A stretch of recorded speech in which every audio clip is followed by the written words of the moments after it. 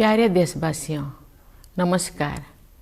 74वें गणतंत्र दिवस की पूर्व संध्या पर देश और विदेश में रहने वाले आप सभी भारत के लोगों को मैं हार्दिक बधाई देती हूँ।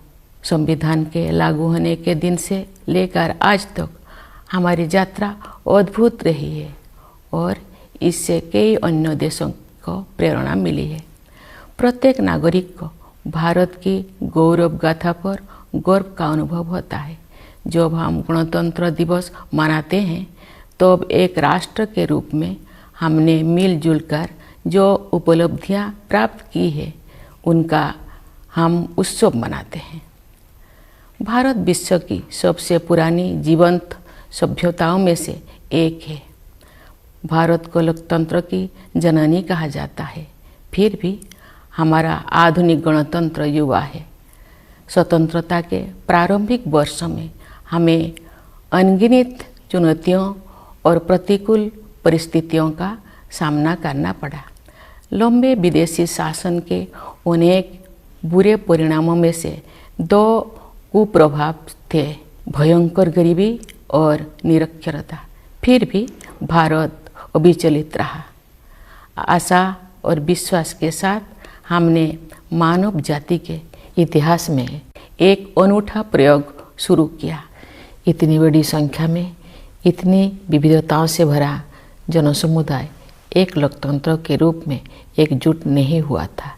ऐसा हमने इस विश्वास के साथ किया कि हम सब एक ही हैं और हम सभी भारतीय हैं। इतने सारे पंथों और इतनी सारी भाषाओं ने हमें विभाजित नहीं किया है, बल्कि हमें जोड़ा है।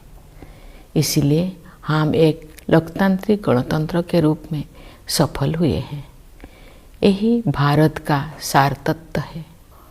ये सार तत्व संविधान के केंद्र में रहा है और समय की कसौटी पर खरा उतरा है।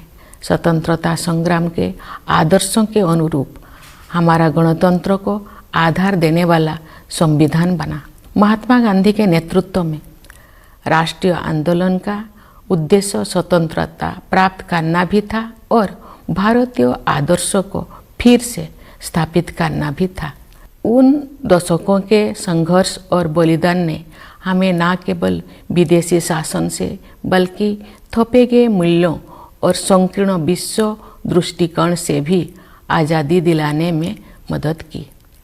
शांति, बंधुता और समानता के हमारे सदियों पुराने मूल्यों को फिर से अपनाने में क्रांतिकारियों और सुधारकों ने दूरदर्शी और आदर्शवादी विभूतियों के साथ मिलकर काम किया। जिन लोगों ने आधुनिक भारतीय चिंतन धारा को प्रवाह दिया, उन्होंने आन भद्राः कृतवयन्तु विश्वतः, अर्थात हमारे पास सभी दिशाओं से अच्छे विचार आए कि वैदिक उपदेश के अनुसार प्रगतिशील विचारों का भी स्वागत किया। लंबे और गहन विचार मंथन के परिणाम स्वरूप हमारे संविधान की संरचना हुई। हमारा ये बुनियादी दस्तावेज दुनिया की सबसे प्राचीन जीवंत सभ्यता के मानवतावादी दर्शन के साथ साथ आधुनिक विचारों से भी प्रेरित है। हमारा देश बाबा साहेब भीमराव अंबेडकर का सदैव ऋणी रहेगा, जिन्होंने प्रारूप समिति की अध्यक्षता की और संविधान को अंतिम रूप देने में महत्वपूर्ण भूमिका निभाई। आज के दिन हमें संविधान का प्रारंभिक मसौदा तैयार करने वाले विधिवेत्ता श्री B.N. राव तथा अन्य विशेषज्ञों और अधिकारियों को भी स्मरण करना चाहिए, जिन्होंने संविधान निर्माण में सहायता की थी। हमें इस बात का गर्व है कि उस संविधान सभा के सदस्यों ने भारत के सभी क्षेत्रों और समुदायों का प्रतिनिधित्व किया। संविधान निर्माण में सभा की 15 महिला सदस्यों ने भी योगदान दिया। संविधान में निहित आदर्शों ने निरंतर हमारे गणतंत्र को राह दिखाई है। इस अवधि के दौरान भारत एक गरीब और निरक्षर राष्ट्र की स्थिति से आगे बढ़ते हुए विश्व मंच पर एक आत्मविश्वास से भरे राष्ट्र का स्थान ले चुका है। संविधान निर्माताओं की सामूहिक बुद्धिमत्ता से मिली मार्गदर्शन की बिना प्रगति संभव नहीं थी। बाबा साहेब आम्बेडकर और अन्य विभूतियों ने हमें एक मानचित्र तथा एक नैतिक आधार प्रदान किया। उस राह पर चलने की जिम्मेदारी हम सब की है। हम काफ़ी हद तक उनकी उम्मीदों पर खरे उतरे भी हैं, लेकिन हम ये महसूस करते हैं कि गांधी जी के सर्वोदय की आदर्शों को प्राप्त करना अर्थात सभी का उत्थान किया जाना अभी बाकी है। फिर भी हमने सभी क्षेत्रों में उत्साहजनक प्रगति हासिल की है। प्यारे देशवासियों, सर्वोदय के हमारे मिशन में आर्थिक मंच पर हुई प्रगति सबसे अधिक उत्साहजनक रही है। पिछले साल भारत दुनिया की 5वीं सबसे बड़ी अर्थव्यवस्था बन गया। ये उल्लेख करना जरूरी है कि ये उपलब्धि आर्थिक अनिश्चितता से भरी वैश्विक पृष्ठभूमि में प्राप्त की गई है। वैश्विक महामारी चौथे वर्ष में प्रवेश कर चुकी है और दुनिया के अधिकांश हिस्सों में आर्थिक विकास पर इसका प्रभाव पड़ रहा है। शुरुआती दौर में कोविड-19 से भारत की अर्थव्यवस्था को भी काफ़ी क्षति पहुंची। फिर भी सक्षम नेतृत्व और प्रभावी संघर्षशीलता के बल पर हम शीघ्र ही मंदी से बाहर आ गए और अपनी विकास यात्रा को फिर से शुरू किया। अर्थव्यवस्था के अधिकांश क्षेत्र अब महामारी के प्रभाव से बाहर आ गया है। भारत सबसे तेजी से बढ़ते हुए बड़ी अर्थव्यवस्था में से एक है और सरकार द्वारा समय पर किए गए सक्रिय प्रयासों द्वारा ही संभव हो पाया है। इस संदर्भ में आत्मनिर्भर भारत अभियान के प्रति जन सामान्यों के बीच विशेष उत्साह देखा जा रहा है। इसके अलावा विभिन्न क्षेत्रों के लिए विशेष प्रोत्साहन योजनाएं भी लागू की गई है। ये बड़े ही संतोष के विषय है कि जो लोग हाशिए पर रह गए थे उनका भी योजनाओं और कार्यक्रम में समावेश किया गया है तथा कठिनाई में उनकी मदद की गई है। मार्च 2020 में घोषित प्रधानमंत्री गरीब कल्याण अन्न योजना पर अमल करते हुए सरकार ने उस समय गरीब परिवारों के लिए खाद्य सुरक्षा सुनिश्चित की जब हमारे देशवासी कोविड-19 की महामारी के कारण अकस्मात उत्पन्न हुए आर्थिक व्यवधान का सामना कर रहे थे। इस सहायता की वजह से किसी को भी खाली पेट नहीं सोना पड़ा। गरीब परिवारों के हित को सर्वोपरि रखते हुए इस योजना की अवधि को बार बार बढ़ाया गया तथा लगभग 81 करोड़ देशवासी लाभान्वित होते रहे। इस सहायता को आगे बढ़ाते हुए सरकार ने घोषणा की है कि वर्ष 2023 के दौरान भी लाभार्थियों को उनका मासिक राशन मुफ्त में मिलेगा। इस ऐतिहासिक कदम से सरकार ने कमजोर वर्गों को आर्थिक विकास में शामिल करने के साथ साथ उनकी देखभाल की जिम्मेदारी भी ली है। हमारे अर्थव्यवस्था का आधा सुदृढ़ होने के कारण हम उपयोगी प्रयासों का सिलसिला शुरू करने और उसे आगे बढ़ाने में सक्षम हो सके। हमारा अंतिम लक्ष्य एक ऐसा वातावरण बनाना है जिससे सभी नागरिक व्यक्तिगत और सामूहिक रूप से अपनी वास्तविक क्षमताओं का पूरा उपयोग करें और उनका जीवन फले फूले। इस उद्देश्य की प्राप्ति के लिए शिक्षा ही आधारशिला तैयार करती है। इसीलिए राष्ट्रीय शिक्षा नीति में महत्वाकांक्षी परिवर्तन किए गए हैं। शिक्षा के दो प्रमुख उद्देश्य कहे जा सकते हैं। पहले आर्थिक और सामाजिक सशक्तिकरण और दूसरा सत्य की खोज। राष्ट्रीय शिक्षा नीति इन दोनों लक्ष्यों को प्राप्त करने का मार्ग प्रशस्त करती है। यह नीति शिक्षार्थियों को 21वीं सदी की चुनौतियों के लिए तैयार करते हुए हमारी सभ्यता पर आधारित ज्ञान को समकालीन जीवन के लिए प्रासंगिक बनाती है। इस नीति में शिक्षा प्रक्रिया को विस्तार और गहराई प्रदान करने के लिए प्रौद्योगिकी की महत्वपूर्ण भूमिका को रेखांकित किया गया है। हमें कोविड-19 के शुरुआती दौर में ये देखने को मिला कि प्रौद्योगिकी में जीवन को बदलने की संभावनाएं होती है। डिजिटल इंडिया मिशन के तहत गांव और शहर की दूरी को समाप्त करके सूचना और संचार प्रौद्योगिकी को समावेशी बनाने का प्रयास किया जा रहा है। दूर दराज के स्थानों में अधिक से अधिक लोग इंटरनेट का लाभ उठा रहे हैं। बुनियादी ढांचे में हुए विस्तार की सहायता से सरकार द्वारा उपलब्ध कराए जा रहे विभिन्न प्रकार की सेवाएं लोगों को प्राप्त हो रहा है। हम विज्ञान और प्रौद्योगिकी के क्षेत्र में अपनी उपलब्धियों पर गर्व का अनुभव कर सकते हैं। अंतरिक्ष प्रौद्योगिकी के क्षेत्र में भारत गिने चुने अग्रणी देशों में से एक रहा है।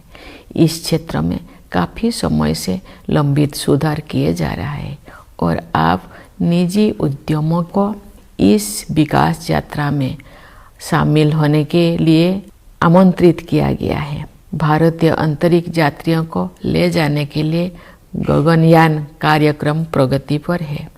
ये भारत की पहली मानवयुक्त अंतरिक्ष उड़ान होगी। हम सितारों तक पहुंचकर भी अपने पांव जमीन पर रखते हैं।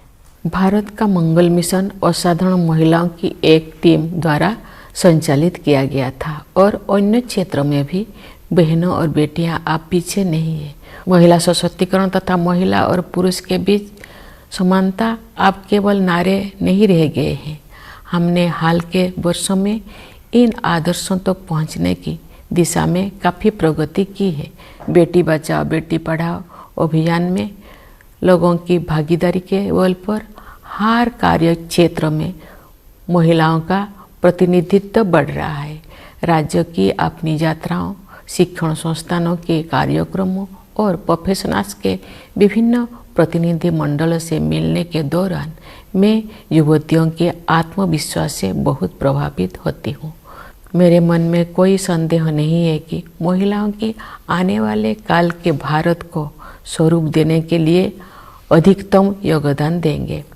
यदि आधी आबादी को राष्ट्र निर्माण में अपनी श्रेष्ठतम क्षमता के अनुसार योगदान करने की अवसर दिया जाए तथा उन्हें प्रोत्साहित किया जाए तो ऐसे कौन सा चमत्कार है जो नहीं किया जा सकता है। सशक्तिकरण की यही दृष्टि अनुसूचित जातियों और अनुसूचित जनजातियों सहित कमजोर वर्गों के लोगों के लिए सरकार की कार्यप्रणाली का मार्गदर्शन करती है। वास्तव में हमारा उद्देश्य न केवल उन लोगों के जीवन की बाधाओं को दूर करना और उनके विकास में मदद करना बल्कि उन समुदाय से सीखना भी है। विशेष रूप से जनजातीय समुदाय के लोग पर्यावरण की रक्षा से लेकर समाज को और अधिक एकजुट बनाने तक कई क्षेत्रों में सीख दे सकते हैं। प्यारे देशवासियों, शासन के सभी पहलुओं में बदलाव लाने और लोगों की रचनात्मक ऊर्जा को उजागर करने के लिए हाल के वर्षों में किए गए प्रयासों की श्रृंखला के परिणाम स्वरूप अब विश्व समुदाय भारत को सम्मान की नई दृष्टि से देखता है। विश्व के विभिन्न मंचों पर हमारी सक्रियता से सकारात्मक बदलाव आने शुरू हो गया है। विश्व मंच पर भारत ने जो सम्मान अर्जित किया है उसके फलस्वरूप देश को नए अवसर और जिम्मेदारियां भी मिली है। जैसा कि आप सब जानते हैं, इस वर्ष भारत G20 देशों के समूह की अध्यक्षता कर रहा है। विश्व बंधुत्व के अपने आदर्श के अनुरूप हम सभी की शांति और समृद्धि के पक्षधर है। G20 की अध्यक्षता एक बेहतर विश्व के निर्माण में योगदान हेतु भारत को अत्यंत महत्वपूर्ण भूमिका प्रदान करती है। इस प्रकार G20 की अध्यक्षता लोकतंत्र और मल्टीलेटरलिज्म को बढ़ावा देने का अच्छा अवसर भी है और साथ ही एक बेहतर विश्व और बेहतर भविष्य को स्वरूप देने के लिए उचित मंच भी है। मुझे विश्वास है कि भारत के नेतृत्व में G20 अधिक न्यायपरक और स्थिरतापूर्ण विश्व व्यवस्था के निर्माण के अपने प्रयासों को और आगे बढ़ाने में सफल होगा। G20 के सदस्य देशों के कुल मिलाकर विश्व की आबादी में लगभग 2/3 और ग्लोबल जीडीपी में लगभग 85% हिस्सा है। इसलिए ये वैश्विक चुनौतियों पर चर्चा करने और उनके समाधान के लिए एक आदर्श मंच है। मेरे विचार से ग्लोबल वार्मिंग और जलवायु परिवर्तन ऐसे चुनौतियां हैं जिनका सामना शीघ्रता से करना है। वैश्विक तापमान बढ़ रहा है और मौसम में बदलाव के चरम रूप दिखाई पड़ रहा है। हमारे सामने एक गंभीर दुविधा है। अधिक से अधिक लोगों को गरीबी से बाहर निकालने के लिए आर्थिक विकास जरूरी है, लेकिन इस विकास के लिए फॉसिल फ्यूल का प्रयोग भी करना पड़ता है। दुर्भाग्य से ग्लोबल वार्मिंग का सबसे अधिक कष्ट गरीब तबके के लोगों को सहन करना पड़ता है। ऊर्जा के वैकल्पिक स्रोतों को विकसित करना और लोकप्रिय बनाना भी एक समाधान है। भारत ने सौर ऊर्जा और इलेक्ट्रिक वाहनों को नीतिगत प्रोत्साहन देकर इस दिशा में सराहनीय कदम उठाया है। हालांकि वैश्विक स्तर पर विकसित देशों द्वारा टेक्नोलॉजी ट्रांसफर और वित्तीय सहायता के जरिए उभरती हुई अर्थव्यवस्थाओं को सहायता प्रदान करने की आवश्यकता है।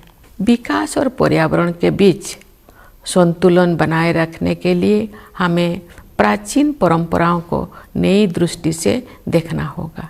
हमें अपनी मूलभूत प्राथमिकताओं पर भी पुनर्विचार करना होगा। परंपरागत जीवन मूल्यों के वैज्ञानिक आयामों को समझना होगा। हमें एक बार फिर प्रकृति के प्रति सम्मान का भाव और अनंत ब्रह्मांडों के सम्मुख विनम्रता का भाव जागृत करना होगा। मैं इस बात पर ध्यान आकर्षित करना चाहूँगी कि महात्मा गांधी आधुनिक युग के सच्चे भविष्य द्रष्टा थे, क्योंकि उन्होंने अनियंत्रित औद्योगिकरण से होने वाले आपदाओं को पहले ही भांप लिया था और दुनिया को अपने तौर तरीकों को सुधारने के लिए सचेत कर दिया था। अगर हम चाहते हैं कि हमारे बच्चे इस धरती पर सुखमय जीवन बिताएं, तो हमें अपनी जीवन शैली को बदलने की जरूरत है। इस संदर्भ में सुझाए गए परिवर्तन में से एक बदलाव भोजन से संबंधित है। मुझे ये जानकर प्रसन्नता हुई है कि संयुक्त राष्ट्र ने भारत के सुझाव को स्वीकार किया है और वर्ष 2023 को the international year of millets घोषित किया है। बाजरा जैसे मोटे अनाज हमारे आहार के मुख्य तत्व हुआ करते थे। समाज के सभी वर्ग उन्हें फिर से पसंद करने लगे हैं। ऐसे अनाज पर्यावरण के अनुकूल है, क्योंकि उनकी उपज कम पानी में ही हो जाता है। ये अनाज उच्च स्तर का पोषण भी प्रदान करते हैं। यदि अधिक से अधिक लोग मोटे अनाज को भोजन में शामिल करेंगे तो पर्यावरण संरक्षण में सहायता होगी और लोगों के स्वास्थ्य में भी सुधार होगा। गणतंत्र का 1 और वर्ष बीत चुका है और एक नया वर्ष शुरू हो रहा है। ये अभूतपूर्व परिवर्तन का दौर रहा है। महामारी के प्रकोप से दुनिया कुछ ही दिनों में बदल गई थी। पिछले 3 वर्ष के दौरान जो भी हमें लगा कि हमने वायरस पर काबू पा लिया है, तो वायरस फिर किसी विकृत रूप में वापस आ जाता है। लेकिन अब इससे घबराने का कोई ज़रूरत नहीं है, क्योंकि हमने ये समझ लिया है कि हमारा नेतृत्व, हमारे वैज्ञानिक और डॉक्टर, हमारे प्रशासक और कोरोना योद्धा किसी भी स्थिति से निपटने के लिए हर संभव प्रयास करेंगे। साथ ही हमने ये भी सीखा है कि हम अपनी सुरक्षा में कमी नहीं आने देंगे और सतर्क भी रहेंगे। प्यारे देशवासियों, विभिन्न क्षेत्रों में कार्यरत कई पीढ़ियों के लोग हमारे गणतंत्र की अब तक की विकास गाथा में अमूल्य योगदान के लिए प्रशंसा के पात्र है। मैं किसानों, मजदूरों, वैज्ञानिकों और इंजीनियरों की भूमिकाओं की सराहना करती हूँ, जिसकी सामूहिक शक्ति हमारे देश को जय जवान, जय किसान, जय विज्ञान, जय अनुसंधान की भावना के अनुरूप आगे बढ़ने में सक्षम बनाती है। मैं देश की प्रगति में योगदान देने वाले प्रत्येक नागरिक की सराहना करती हूँ। भारत की संस्कृति और सभ्यता के अग्रदूत प्रवासी भारतीयों का भी मैं अभिवादन करती हूँ। इस अवसर पर मैं उन बहादुर जवानों की विशेष रूप से सराहना करती हूँ जो हमारी सीमाओं की रक्षा करते हैं और किसी भी त्याग तथा बलिदान के लिए सदैव तैयार रहते हैं। देशवासियों को आंतरिक सुरक्षा प्रदान करने वाले समस्त अर्धसैनिक बलों तथा पुलिस बलों के बहादुर जवानों की भी मैं सराहना करती हूँ। हमारी सेनाओं, अर्धसैनिक बलों तथा पुलिस बलों के जिन वीरों ने कर्तव्य निभाते हुए अपने प्राणों की आहुति दी है, उन सबको मैं सादर नमन करती हूँ। मैं सभी प्यारे बच्चों को उनके उज्जवल भविष्य के लिए हृदय से आशीर्वाद देती हूँ। आप सभी देशवासियों के लिए एक बार फिर मैं गणतंत्र दिवस की हार्दिक शुभकामनाएं व्यक्त करती हूँ। धन्यवाद। जय हिंद, जय भारत।